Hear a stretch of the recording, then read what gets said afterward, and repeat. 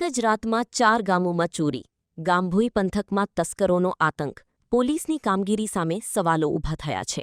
સાબરકાંઠાના હિંમતનગર તાલુકાના ગામભોઈ પોલીસ મથક વિસ્તારમાં ચોરીની સતત ઘટનાઓથી ગ્રામજનોમાં ભય અને રોષનો માહોલ જોવા મળી રહ્યો છે.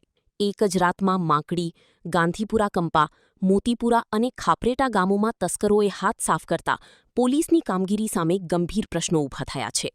મળતી માહિતી મુજબ માકડી અને ગાંધીપુરા કંપા ગામોમાંથી બાઇકની ચોરી કરવામાં આવી હતી, જ્યારે મોતીપુરા અને ખાપરેટા ગામના મંદિરોને નિશાન બનાવી દાનપેટીઓ તોડી રોકડ રકમની ચોરી કરવામાં આવી હતી. આ ઘટનાથી ચારેય ગામોમાં ફફડાટ ફેલાયો છે.